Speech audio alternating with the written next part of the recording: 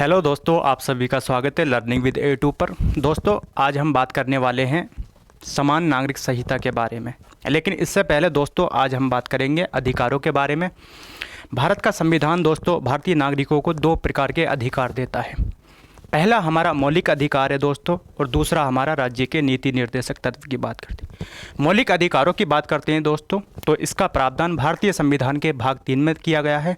जबकि राज्य के नीति निर्देशक तत्वों की बात करते हैं तो दोस्तों इसका प्रावधान भारतीय संविधान के भाग 4 में किया गया है।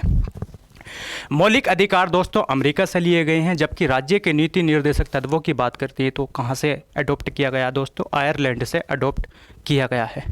मौलिक अधिकार राज्य पर बाध्यकारी होते हैं दोस्तों, जबकि राज्य के नीति निर्देशक तत्व राज्य पर बाध्यकारी नहीं होते हैं। मौलिक अधिकार सकारात्मक और नकारात्मक प्रकृति के होते हैं, जबकि राज्य के नीति निर्देशक तत्व दोस्तों केवल और केवल सकारात्मक प्रकृति के होते हैं। मौलिक अधिकार न्यायालय के द्वारा लागू किए जा सकते हैं दोस्तों, जबकि राज्य के नीति निर्देशक तत्व राज्य के द्वारा न्यायालय के द्वारा लागू नहीं किए जा सकते।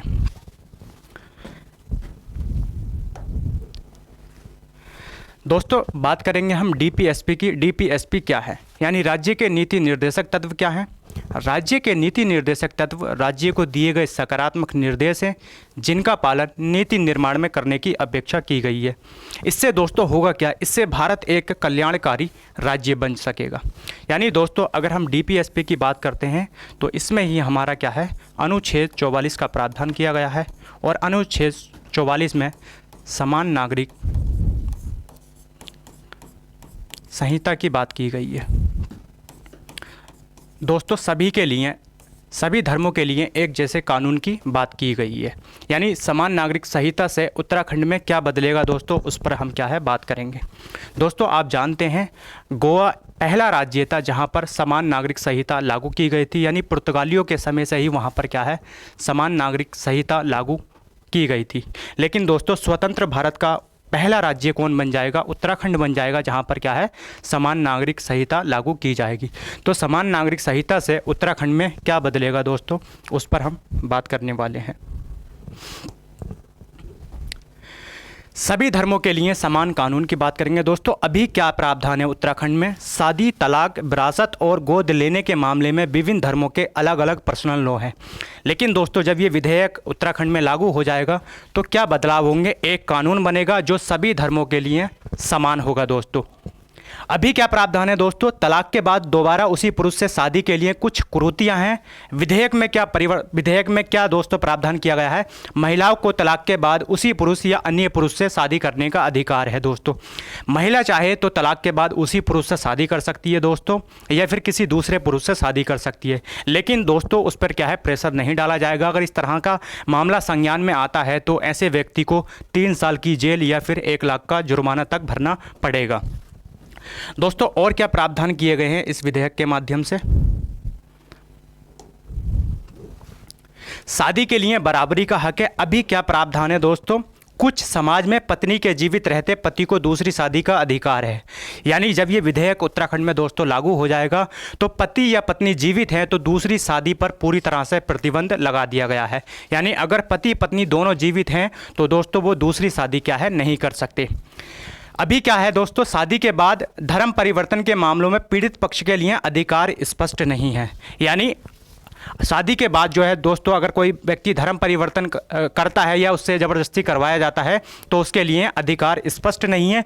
लेकिन विधेयक के माध्यम से ये प्रावधान कर दिया गया है कि शादी के बाद अगर किसी व्यक्ति का धर्म परिवर्तन करवाया जाता है तो वो तलाक भी ले सकता है, और दोस्तों क्या है गुजारा भत्ता मांगने का हकदार भी होगा। इसके बाद दोस्तों और क्या प्रावधान किए गए हैं इस विधेयक के माध्यम से? विवाह पंजीकरण जरूरी दोस्तों।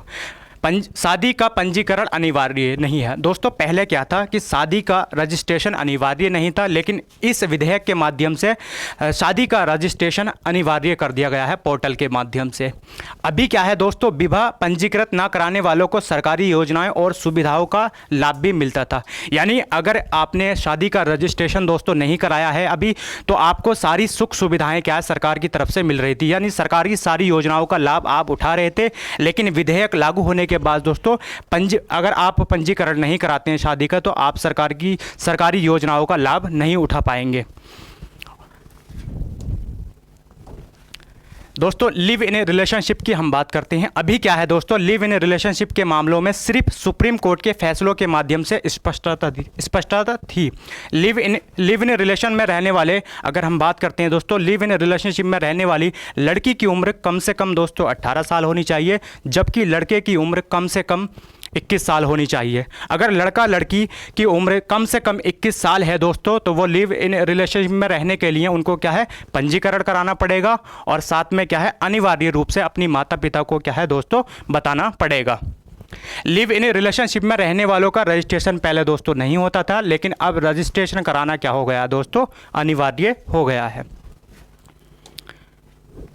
उत्तराधिकार से जुड़ी विसंगतियां दूर होंगी दोस्तों। अभी क्या प्रावधान है, कुछ प्रावधानों में मृतक की संपत्ति में पति पत्नी और बच्चों को अधिकार है, लेकिन पिता को अधिकार नहीं है। लेकिन दोस्तों अब क्या है, विधेयक में माता पिता दोनों के लिए मृतक की संपत्ति में एक अंश क्या है निर्धारित किया जाएगा।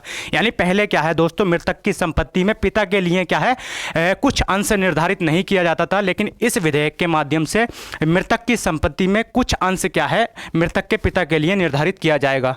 कृषि भूमि के मामलों में बेटा और बेटी के अधिकारों में एक रूपता नहीं थी दोस्तों, लेकिन इस विधेयक के माध्यम से बेटा और बेटी को समान अधिकार क्या है दोस्तों दिए गए हैं। संपत्ति में संतान को अधिकार, नाजायज रिश्तों की वजह से जन्मी संतान दोस्तों माता पिता की संपत्ति से वंचित रह जाया करती थी, लेकिन इस विधेयक के माध्यम से ऐसे निर्दोष बच्चों को भी संपत्ति में दोस्तों बराबर का अधिकार दिया गया है। गर्भस्थ शिशु को माता या पिता की मृत्यु के बाद संपत्ति में अधिकार को लेकर दोस्तों स्पष्टता नहीं थी, लेकिन इस विधेयक के माध्यम से दोस्तों दूसरी संतानों की तरह उसको भी क्या है संपत्ति में अधिकार दिए जाएंगे।